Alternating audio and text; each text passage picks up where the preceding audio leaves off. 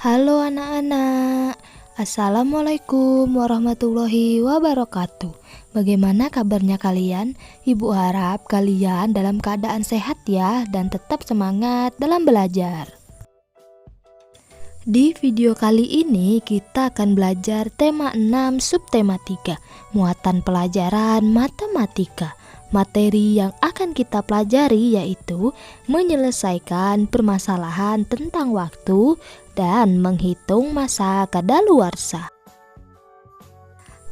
Anak-anak, untuk mengetahui lamanya suatu kegiatan, kita perlu mengurangkan waktu selesai dengan waktu mulai kegiatan.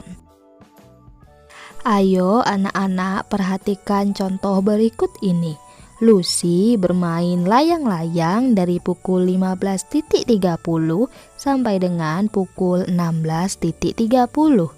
Gambarkan dan hitunglah lama waktu Lucy bermain layang-layang. Nah, jika digambarkan dalam jam seperti ini ya anak-anak. Untuk menentukan lama waktu, maka kita akan mengurangi waktu selesai dengan waktu mulai. Jadi, kita akan mengurangi 16.30 dikurangi dengan 15.30. Ingat ya, kita kurangkan bagian menit terlebih dahulu, bagian dari sebelah kanan setelah titik. Nah, 30 dikurang 30 sama dengan 0. Kemudian kita kurangkan pada jamnya, yaitu 16 dikurang 15 sama dengan 1. Jadi lama Lucy bermain layang-layang adalah 1 jam atau 60 menit.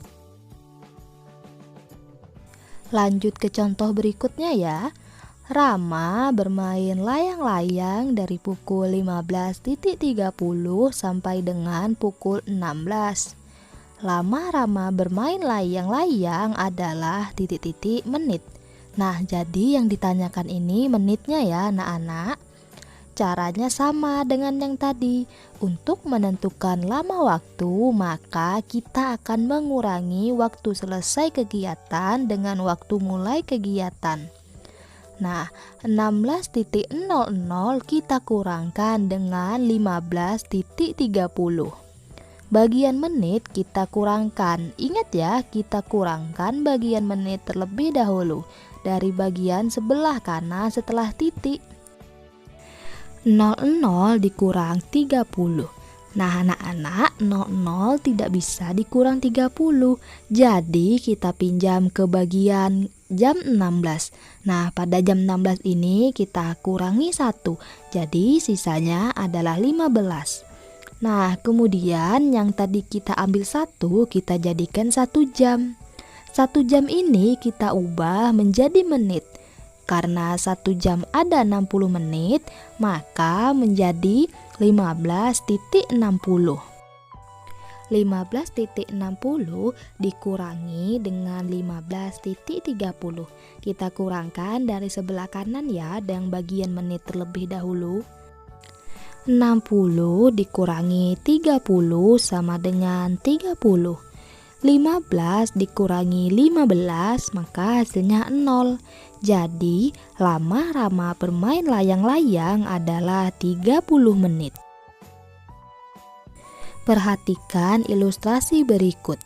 Abi bermain layang-layang dari pukul 15.30 sampai dengan pukul 16.30. Sedangkan Intan bermain layang-layang dari pukul 15.30 sampai dengan pukul 16.45. Pertanyaannya, siapakah yang paling lama bermain layang-layang? Seperti yang sudah kita pelajari sebelumnya, untuk mencari lama waktu kegiatan, maka waktu selesai atau waktu akhir dikurang dengan waktu mulai atau waktu awal. Nah, untuk Abi berarti kita kurangkan 16.30 dikurang dengan 15.30. Nah, 30 dikurang 30 sama dengan 0. Kemudian 16 dikurang 15 sama dengan 1. Ketemulah hasilnya 1. Jadi Abi bermain layang-layang selama 1 jam. Sekarang yang Intan. Berarti pada punya Intan jam 16.45 dikurang 15.30. Tinggal kita kurangkan 45 dikurang 30 sama dengan 15. Kemudian 16 dikurang 15 hasilnya adalah 1. Berarti Intan bermain layang-layang selama 1 jam 15 menit. Untuk membandingkan lamanya waktu bermain Abi dan Intan, kita rubah pada satuannya. Untuk punya Abi, 1 jam kita rubah ke menit, yaitu 60 menit. Sedangkan pada Intan, 1 jam 15 menit kita ubah. Nah, 1 jam itu ada 60 menit. Jadi, 60 kita tambahkan 15, maka hasilnya adalah 75 menit. Jadi dari keduanya dapat kita simpulkan bahwa yang paling lama bermain layang-layang adalah Intan. Materi selanjutnya yaitu menentukan waktu berakhirnya suatu kegiatan. Untuk menentukan waktu berakhirnya kegiatan, maka kita akan menjumlahkan waktu mulai kegiatan ditambah dengan lama kegiatan. Perhatikan contoh berikut. Egi menggunakan sebuah briket untuk memasak air. Briket tersebut dapat digunakan untuk 3 jam memasak. Jika Egi mulai memasak pada pukul 12.30, nah, pukul berapa briket akan habis? Pertanyaan ini menanyakan waktu selesai. Untuk mencari waktu selesai atau berakhirnya kegiatan, kita bisa menjumlahkan waktu mulai kegiatan dengan lamanya kegiatan. Kita jumlahkan bagian menit. Ingat ya, kita jumlahkan bagian menit terlebih dahulu dari bagian sebelah kanan setelah titik. 30 ditambah 00 sama dengan 30. Dan 12 ditambah 3 sama dengan 15. Jadi, briket akan habis pada pukul 15 lebih 30 menit. Kita lanjut ke materi selanjutnya, menghitung masa kadaluarsa. Pernahkah kamu mendengar kata kadaluarsa? Kadaluarsa adalah tanda batas waktu penggunaan pada kemasan, baik makanan maupun minuman. Apabila melebihi waktu kadaluarsa, maka makanan atau minuman dalam kemasan tersebut sudah tidak dapat digunakan dalam kondisi tidak baik untuk dikonsumsi. Makanan yang telah kadaluarsa tidak baik untuk kesehatan dan tidak akan memberikan energi bagi tubuh. Jika tetap dikonsumsi, dapat menyebabkan gejala saluran pencernaan yang dapat berupa kram perut, muntah, diare, disertai demam, dan pusing, serta dapat menyebabkan keracunan. Anak-anak, perhatikan contoh berikut ini. Di situ terdapat minuman kaleng yang bertuliskan baik digunakan sebelum 17-08-09. Artinya minuman sebaiknya digunakan sebelum tanggal 17 bulan Agustus tahun 2009. Lihatlah gambar makanan kaleng. Terdapat tulisan baik digunakan sebelum 08-22.